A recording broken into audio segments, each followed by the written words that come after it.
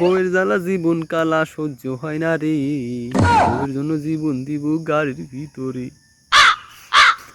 দুঃখ, এত দুঃখ থবো কনে ভাই। এই গান গাচ্ছি কে জানেন? তাহলে আসেন শুনেন। নতুন বিয়ে করছি ভাই, শ্বশুরবাড়ি গেছি বউয়ের সাথে বেড়াইতে, বউ ছাড়া আমার আপন কেউ নাই। মনে করেন যে শ্বশুর শাশুড়ি আর বউ ছাড়া ওই এলাকায় আমি কারোরই চিনি না, আর কেউ আমারে চিনে না।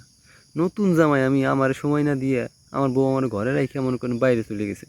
এখন আমি একলা একলা কী করবো? আমি তো খালি একলা একলা বোরিং ফিল করতেছি, আর খালি বউরে ফোন দিতেছি, কোহানে গেল বউ, খুঁজে পাই না।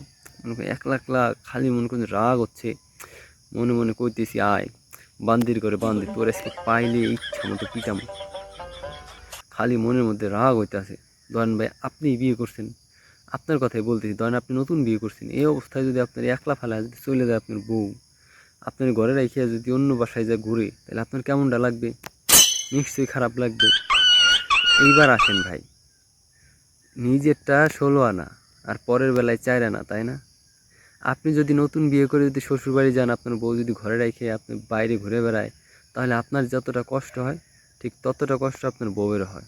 যখন আপনি একটা মেয়েকে বিয়ে করে নিয়ে আসেন, তখন ওই মেয়ের আপন বলতে আপনি ছাড়া আর কেউ থাকে না। তখন যদি ওই মেয়েটাকে আপনি ঘরে রেখে যদি বাইরে আপনার বন্ধুদের সাথে আড্ডা দেন, তাহলে ওই মেয়েটা খুব কষ্ট পায়। দেখেন আজকে আপনার বউকে আপনি বিয়ে করে নিয়ে আসলেন একটা অন্য গ্রাম থেকে, অনেক দূর থেকে। সেই এলাকায় আপনার বউয়ের অনেক বান্ধবী ছিল, কিন্তু নতুন এলাকায় তার কিন্তু আর আপন বলতে আপনি ছাড়া আর কেউ থাকে না। তখন আপনার সাথে সময় কাটানোর মতো আর কেউ নেই।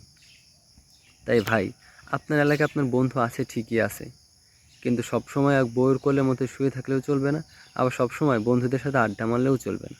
বউকে একটু সময় দিন। আর নিজের বেলা যেমন 16 আনা ভাবেন, আপনার বউয়ের বেলাটাও 16 আনা না হোক, 12 আনা ভাবেন।